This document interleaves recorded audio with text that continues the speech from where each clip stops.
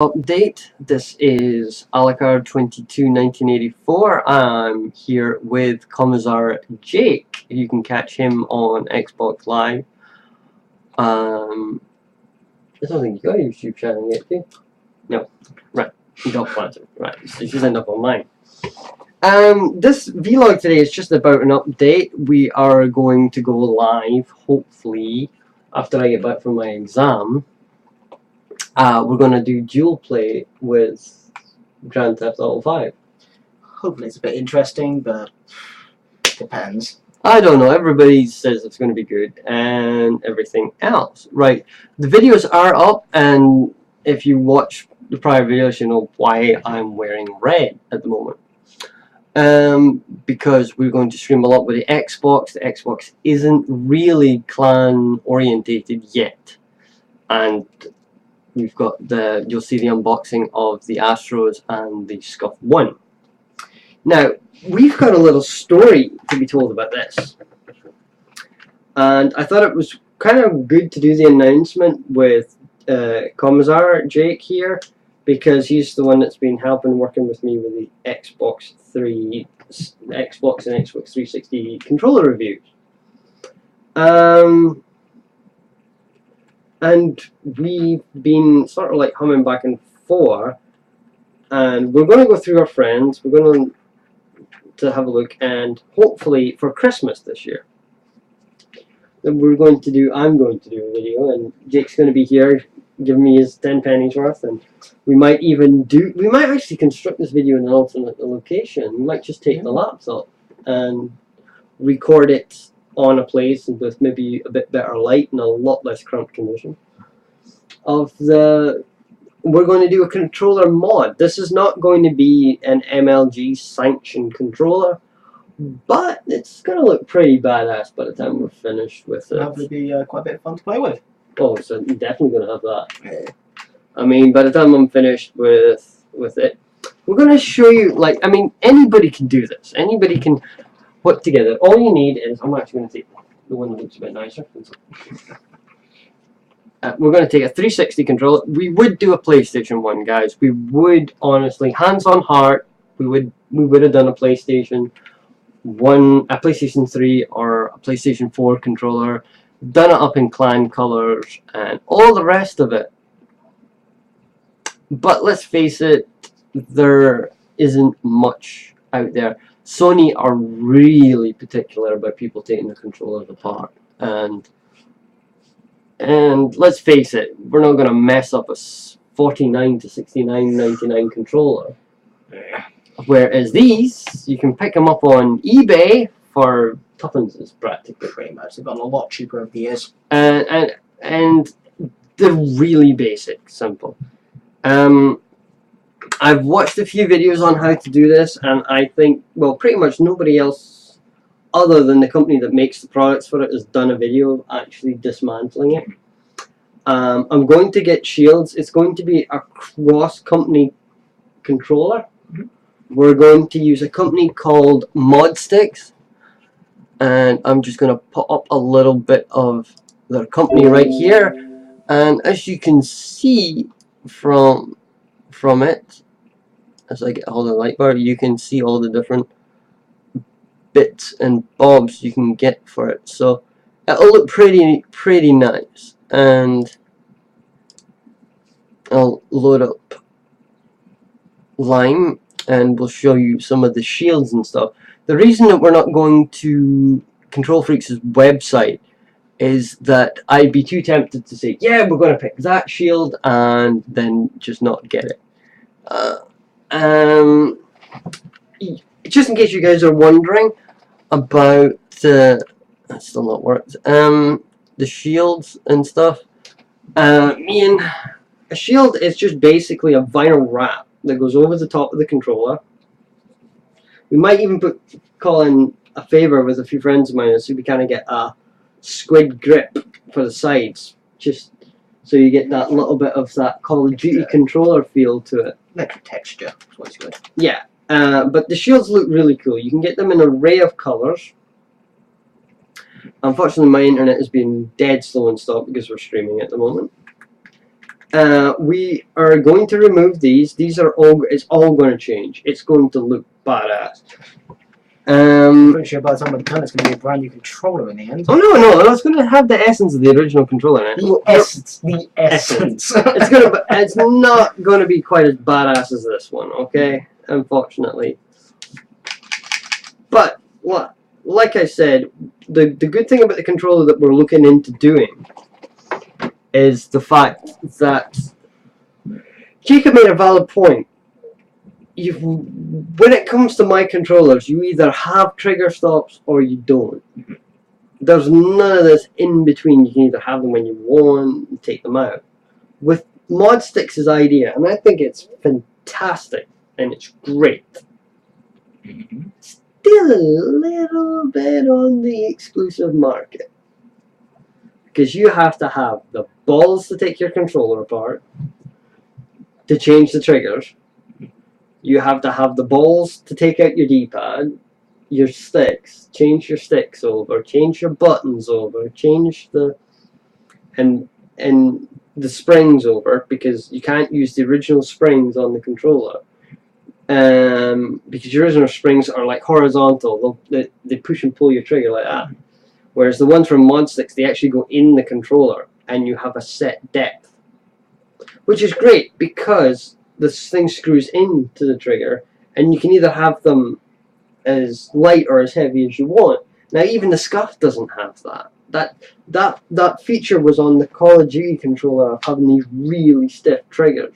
But there was no way of adjusting that. And the Phantom controller, which unfortunately I didn't, still not fund the receivers.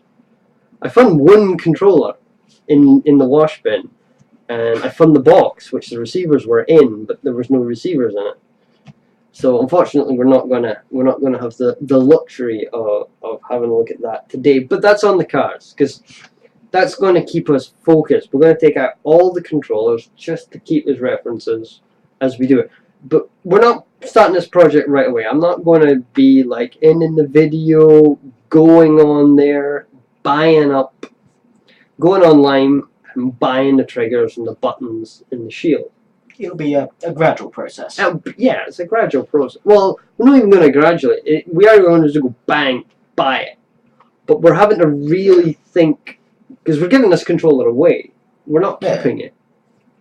I mean, for God's sake, why the hell do I need it? Yeah, exactly. What stuff you got like that? I mean, yeah, I've got the Scuff 1, I've got the Scuff Hybrid, I've got enough Control Freaks to sink a battleship. Yeah, I've got the Black Ops one's retired. Yeah. These white ones were retired. And I mean, I've even got the Pro Circuit ones. So if I need to have the full extension of the triggers, I can just switch the controllers out. Yeah. And like I said, the Xbox One works with a PC. I've actually got my Hybrid plugged into my desktop at the moment because I'm going to later on tonight I'm going to have a little bit of a gaming session because I got the new DLC for Titanfall that's just been installed. So yeah, that's mainly why I've been offline for most of the day, waiting for that thing to download. Ah, the joys of Well, it's not that they've changed so much in the game that it's like literally taken about the equivalent of like 12 gigs of the game and scrapped it and then patting another 12 in. And it's not all music files. They've put in, right, you can have, there was this great rumor of like when you started the game you could only play the campaign or play the multiplayer. Yeah. But you might as well just play the campaign because the multiplayer was the same as the campaign.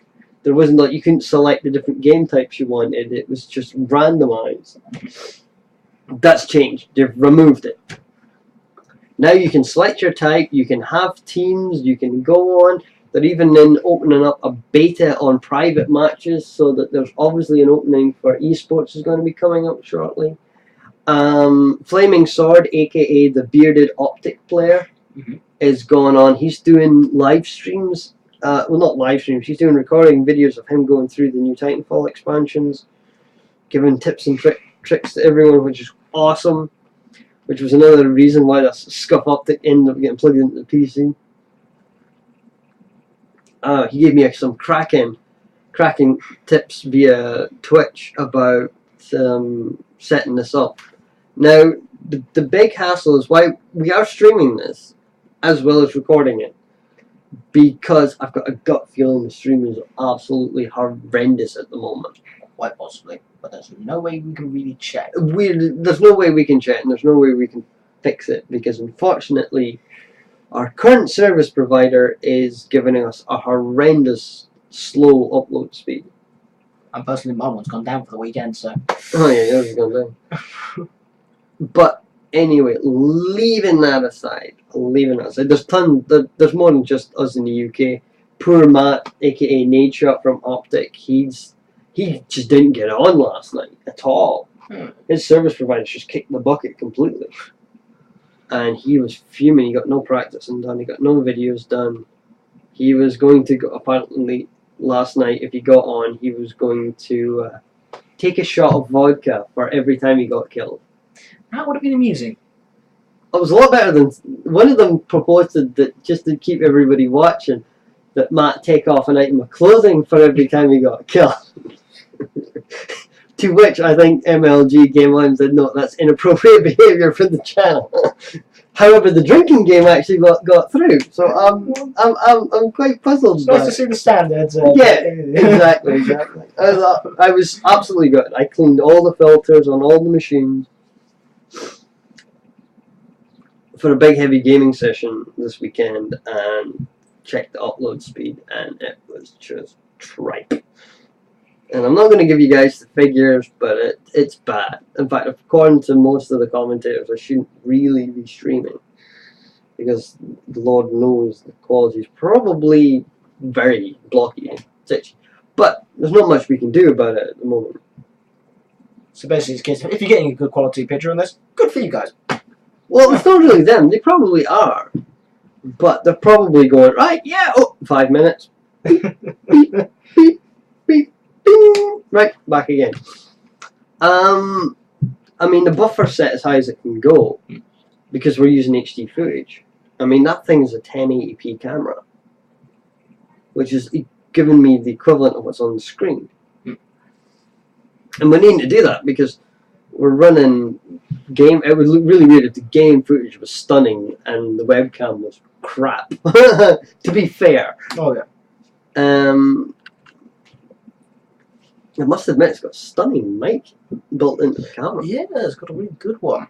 Because you can see it here. I mean, you guys obviously can't see it at home, but I've actually got a volume regulator built underneath the... We can see it. We're using XSplit, so we've got a little thing telling us what audio is more dominant. And because we're not playing any background music or anything, we can just see the levels of the microphone. Apologise for the yawning, guys. I've had to take an anti-inflammatory for my leg today, so its side effects is kicking in rather dramatically. So I'll be probably having a protein shake with antioxidants and God knows what else in it in about for a couple of minutes. You can shove it. Oh yeah, pretty much. You should actually see it.